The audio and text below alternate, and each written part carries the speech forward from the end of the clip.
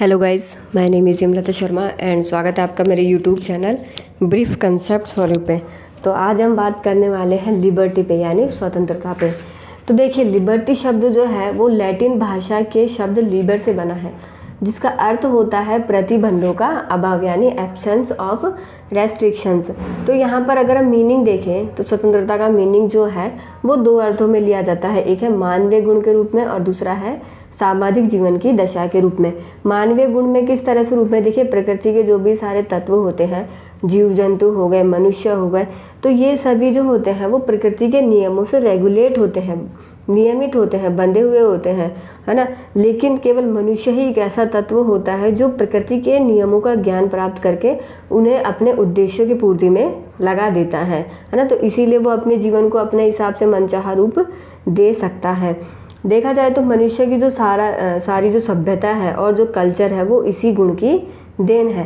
Second point अगर हम देखें सामाजिक जीवन की दशा के रूप में, तो देखिए मनुष्य जो होता है वो अपनी लाइफ में कुछ गोल्स जो है वो फिक्स करता है, और गोल्स को फिक्स करने के लिए उसे किसी भी तरह की जो प्रॉब्लम्स है उसका सामना नहीं करना पड़ता, और इसीलिए वो अपनी लाइफ को मनचाहा रूप दे देता है ना, क्योंकि उसे लिबर्टी मिली हुई होती है।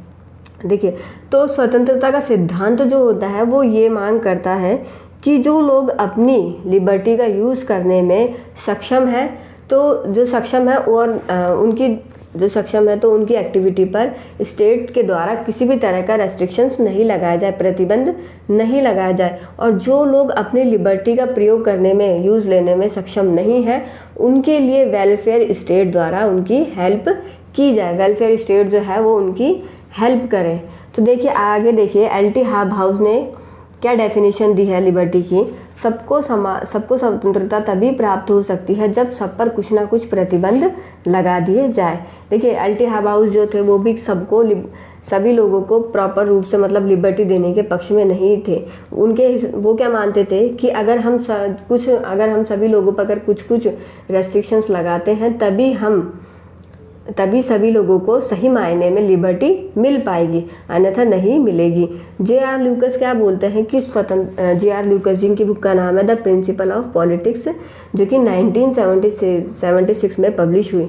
तो इनकी डेफिनेशन क्या है कि स्वतंत्रता का तात्विक अर्थ यह है कि विवेकशीलकर्ता को जो कुछ सर्वोत्तम प्रतीत हो वही कुछ करने में वह समर्थ हो, और उसके कार्यकलाप बाहर के किसी भी प्रतिबंध से ना बंधे हो। देखिए यहाँ पे बात की जा रही है रैशनल प्राणी की। तो अगर रैशनल प्राणी को फ्रीडम नहीं मिलती है तो वो अपने जो भी टैलेंट है उनका यूज़ नहीं कर पाएगा, अपनी क्षमताओं का यूज़ नहीं कर पाएगा, और अगर वो यूज़ नहीं कर पाएगा तो क्या होगा, वो टेंशन में आएगा ना, और अपने आप को अनसक्सेसफुल पर्सन समझेगा। तो इसीलिए लिबर्टी का मतलब होता है कि अपने हिसाब से फ्यूचर का रूप देना, मतलब भविष्य को मनचाहा रूप देना। तो अगर हम फॉर्मली तरीके से देखें तो स्वतंत्रता की जो संकल्पना है वो एब्सेंस ऑफ रेस्ट्रेंट यानी प्रतिबंध के अभाव का संकेत देती है। अब यहाँ पर ध्यान देने की बात ये है कि जो लिबर्टी केवल रैशनल प्राणी के लिए ही, लिबर्टी की जो मांग है वो रैशनल प्राणी के लिए ही की जाती है, यानी स्वतंत्रता की जो मांग है वो केवल विवेकशीलकर्ता के लिए ही की जाती है। और विवेकशीलकर्ता कौन होता है, मनुष्य। तो जो सिद्धांत सभी मनुष्यों को समान रूप से विवेकशील प्राणी मानते हैं, वे सबको एक सी स्वतंत्रता देने की मांग करते हैं। अब यहाँ पर हम एक एरिस्टोटल को देख लेते हैं कि एरिस्टोटल जो थे वो रैशनल प्राणी केवल उन्हें ही मानते थे जो राजनीति के कामों में भाग लेते थे, जैसे कि दास वगैरह हुए, दास और स्त्रियाँ जो हुई, वो स्त्रियों को वो अरस्तु जो है वो रैशनल प्राणी नहीं मानते थे। आगे देखिए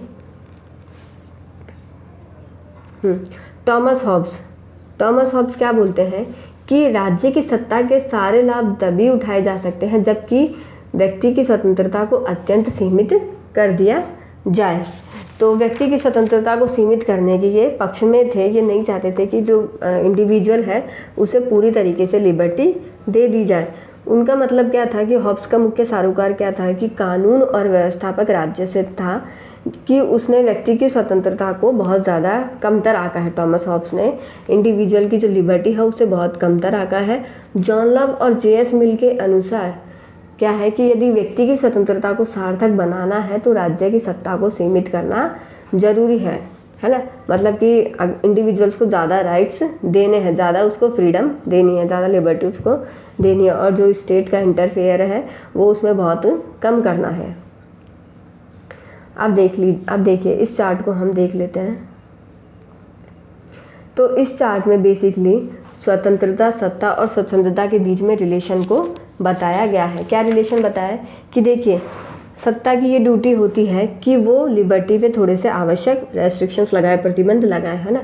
और अगर वो आवश्यक प्रतिबंध नहीं लगाती है यानी अनावश्यक ढील दे देती है तो वही स्वतंत्रता स्वच्छंदता का रूप धारण कर लेती है। ठीक है, तो ऐसी हालत में क्या होता है कि एक व्यक्ति की जो स्वतंत्रता है वो दूसरे व्यक्ति के लिए विवशता बन जाती है ना। तो ऐसे इसीलिए जो स्वतंत्रता का विचार है वो निरर्थक साबित हो जाता है।